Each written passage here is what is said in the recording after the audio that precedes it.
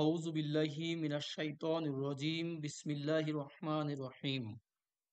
সূরা করিয়া, meaning the striking calamity, মহাদুর্যোগ, মহাপ্রলয়।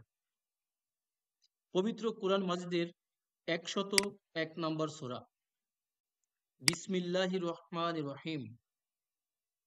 পরম করুণাময় অসীম দয়ালু আল্লাহর নামে শুরু করছি। আল করিয়া, এই ওয়ার্ডের উপর ভিত্তি করেই এই সূরার নামকরণ করা হয়েছে সূরা আল করিয়া। তাহলে করিয়া মানে হচ্ছে যে মহাবিপদ, মহাপ্রলয়, মহাদুর্যোগ, দ্য স্ট্রাইকিং ক্যালামিটি। মাল করিয়া, মহাবিপর্যয় বা মহাদুর্যোগ কি জিনিস? মা, মা মানে কি? মা মানে যা, মা মানে না, মা মানে কিসে, অনেক অর্থ হতে পারে। তাহলে মাল করিয়া, সেই করিয়া কি জিনিস? সেই মহা দুর্ঘটনা, সেই মহাবিপদ, এটা কি জিনিস? আল্লাহ বলেন অমা আদর কা, দেখেন আদ্র, কিসে জানাবে তোমাকে, কিসে জানাবে তোমাকে। এখানে আদ্র ইউদ্রি, গ্রুপ নাম্বার 4। আদ্র ইউদ্রি, এটা গ্রুপ নাম্বার 4। এটা একটা ভার্ব পবিত্র কোরআন মাজিদের। দেখেন দাল র ইয়া, দার ইয়াদ্রি যদি হয় তবে এটা হবে জানা, টু নো, জানা। আর যখন এটা গ্রুপ 4 বা প্যাটার্ন 4-এ আসবে আদ্র ইউদ্রি, তবে এটা হবে জানানো, to make know, to inform, মানে কাউকে ইনফর্ম করা। বলা হচ্ছে অমা আদ্র, কিসে জানাবে কা তোমাকে।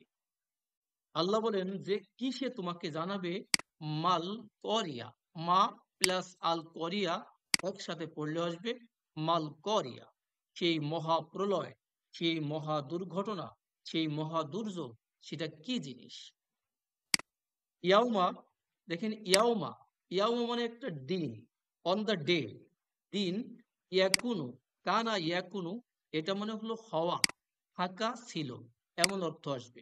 কানা ইয়াকুনু, হওয়া থাকা ছিল। তাহলে ইয়াউমা ইয়াকুনু, যেদিন হবে, আর নাসু, মানুষ। তার মানে নাস বলতে মানুষ, পুরো মানব জাতিটাকে বোঝা যাচ্ছে, পুরো ম্যানকাইন্ড যেদিন মানব জাতি হবে। কি হবে? কাল ফারাশিল মাবসুস। দেখেন কা, এটা হলো হারফে জার।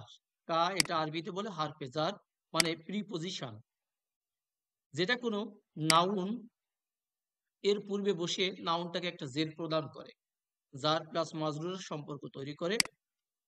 এরকম একটা প্রিপজিশন হলো কা, যার অর্থ হলো লাইক, মতো। তাহলে কাল ফারাসি, কাল ফারাসি, ফারাস মানে হচ্ছে পতঙ্গ। মা বসুসি, দেখেন মা বসুসি, তার মানে বিক্ষিপ্ত পতঙ্গের মতো। যেদিন মানুষ হবে বিক্ষিপ্ত পতঙ্গের মতো। বিক্ষিপ্ত মানে যেটা ছড়ানো ছিটানো, যেটা ছড়ানো ছিটানো, সেই বিক্ষিপ্ত পতঙ্গের মতো হবে। যেমন মাবসুস, এই শব্দটাকে যদি আমরা একটু বিশ্লেষণ করি, অ্যানালাইসিস করি, তাহলে আমরা দেখব বা সা সা, এর রুটে থাকবে 3টা লেটার, বা সা সা, বাসা ইয়া বুসু, এটা মানে হচ্ছে ছড়ানো, ছড়ানো বা ছড়িয়ে দেওয়া। আর মাবসুসুন মানে যেটাকে ছড়ানো হয়েছে। এখানে আল ফারাসি মানে হলো পতঙ্গ, আর মাবসুসুন মানে হলো ছড়ানো। তার মানে মাউসুফ সিফাত হয়েছে ছড়ানো পতঙ্গের মতো। সেদিন মানুষ হবে ছড়ানো পতঙ্গ, মানে কি? বিক্ষিপ্ত পতঙ্গের মতো। নেক্সট আয়াত যাই, দেখেন অতাকুনু, এবং হবে। কানা ইয়াকুনু মানে হওয়া থাকা ছিল, তাকুনু এটা অবশ্যই হিয়া ফর্মে আসবে, কারণ এই শব্দটা স্ত্রীবাচক। কেননা তার পরে জিবাল, এই শব্দটা স্ত্রীবাচক। জাবাল, এটার প্লুরাল হলো জিবাল। তাহলে অতাকুনুল জিবালু, দেখেন অতাকুনুল জিবালু, আর সেদিন পাহাড় হবে, পাহাড় সমূহ হবে। কি হবে? কাল, এখানে কা সেম, কা মানে মতো, এরপরে হলো আল ইহনি, ইহনুন, এই শব্দটার মানে হলো উল, উল। আর মানফুস, মানফুসের শব্দের অর্থ হলো যে যেটা হলো যেটা ধ্বনিত করা, যেটা ধ্বনিত সেটা। মান দেখি, আমরা দেখে আসি। ইহনুন, এই শব্দটা হলো উল, এখানে আমরা আগেই লিখে রেখেছিলাম। দেখেন ইহনুন, এটা হলো উল। নেক্সট শব্দ হলো আমাদের, দেখেন একটা নতুন আনফ্যামিলিয়ার একটা লেটার ওয়ার্ড, দেখেন নাফাসা। নাফাসা ইয়ানফুসু, এটা একটা ভার্ব। নাফাসা ইয়ানফুসু হচ্ছে যে স্প্রেড আউট করা, মানে কোনো কিছু ধ্বনিত করা বা ধ্বনি এ কোনো জিনিসকে জটকে ছাড়িয়ে দেওয়া। নাফাসা ইয়ানফুসু মানে কোনো ধ্বনিত করে জটকে ছাড়িয়ে দেওয়া, যেমন তুলাকে ধ্বনিত করা হয়। সেখান থেকে মাফউলুনের মডেল হবে মানফুসুন। মানফুসুন, যেহেতু পূর্বে কা আছে এবং এটা হয়েছে, এই দুইটা মিলে কি হয়েছে, মাজরুর হয়েছে। মাউসুফ সিফাত বলে এখানে মাজরুর হয়েছে। তাহলে এটা হলো ধ্বনিত, আর ইহনুন হলো পশম। তাহলে ধ্বনিত পশমের মতো। প্রথমে কি বলছি, যে সেদিন মানুষ হবে বিক্ষিপ্ত পতঙ্গের মতো, মানে ছড়ানো ছিটানো পতঙ্গের মতো।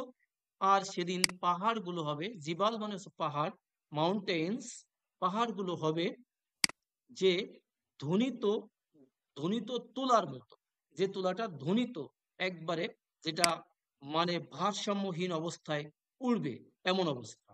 ফা আম্মা মান সাকুলাত, ফা অতঃপর, ফা মানে অতঃপর, সো সুতরাং, তারপর, এরপর, তাহলে, তবে ইত্যাদি। আম্মা মানে আর, আম্মা মানে আর, মান সাকুলাত তাহলে যার বা আর, মান সাকুলাত ভারী হবে, মাওয়াজিনুহু যার পাল্লা, যার পাল্লা ভারী হবে। সাকুলাত, দেখেন সাকুলা একটা নতুন ভার্ব। সাকুলা হলো যার রুটে ছিল সা কব লাম, সাকুলা। দেখেন সাকুলা ইয়াসকুলু, এটা হলো ভারী হওয়া। সাকুলা ইয়াসকুলু হলো ভারী হওয়া, হ্যাঁ। To become heavy, to burden, to become burden or to become heavy. তাহলে সাকুলাত, যেহেতু মাওয়াজিনু, মাওয়াজিনু এই শব্দটা স্ত্রীবাচক, এই জন্য সাকুলাত এটা স্ত্রীবাচক। এবং আমরা দেখতেই পাচ্ছি যার শেষে একটা তা সাকিন আছে, এটা হলো একটা স্ত্রীবাচকের সাইন। তাহলে ফা আম্মা মান সাকুলাত মাওয়াজিনুহু, অতঃপর যার ওজন মানে যার পাল্লা হবে ভারী। ভারী পাল্লা হলে কি হবে, ফা হুয়া ফি, ফা অতঃপর, হুয়া মানে সে, সেই লোক, সেই মানুষটা। ফা হুয়া ফি মানে মধ্যে, ঈশাতিন মানে হলো লাইফ, রদিয়াতিন হলো স্যাটিসফাইড, মানে সন্তোষজনক। তাহলে সে থাকবে, দেখেন ফাহু ফি, সে থাকবে মধ্যে, কিসের মধ্যে, ঈশাতি, ঈশাতির রদিয়াতি, মানে সন্তোষজনক লাইফের মধ্যে সে থাকবে। তাহলে স্যাটিসফাইড লাইফ যেটা, যার ওজনের পাল্লা, যার ওজনের পাল্লা ভারী হবে, সে হবে সন্তোষজনক লাইফের মধ্যে সে থাকবে। বাট আদারওয়াইজ, ও আম্মা মান খফফাত, দেখেন আর যার হালকা হবে, খফা, দেখেন খফা ইয়া খফু, এটা হচ্ছে যে হালকা হওয়া, টু বি লাইট। খফা ইয়া খফু, এটা হলো হালকা হওয়া, টু বি লাইট। খফাত শব্দটা স্ত্রীবাচক, যেহেতু মাওয়াজিনু স্ত্রীবাচক। তাহলে যার পাল্লা হবে খফফাত হালকা, এই যে খফফাত যার পাল্কা পাল্লা হবে হালকা, হা উম্মুহু হাউইয়া, দেখেন অতঃপর তার বাসস্থান হবে, হা উম্মুহু অতঃপর তার বাসস্থান, হাউইয়া মানে হাবিয়া হবে। হাবিয়া কি, এটা একটা জাহান্নামের একটা লেয়ার, হাবিয়া। ওমা আদরাকা মা হিয়া, আল্লাহ বলেন ওমা আদর, কিসে তোমাকে জানাবে, এই যে কা তোমাকে জানাবে, মা হিয়া তা কি জিনিস, সেই হাবিয়াটা কি জিনিস। আল্লাহ এর উত্তর দিয়ে দিয়েছেন নারুন, সেটা হলো আগুন, হামিয়াতুন প্রজ্বলিত। তাহলে নারুন হামিয়াতুন, সেটা হলো প্রজ্বলিত আগুন, নারুন হামিয়াতুন প্রজ্বলিত আগুন।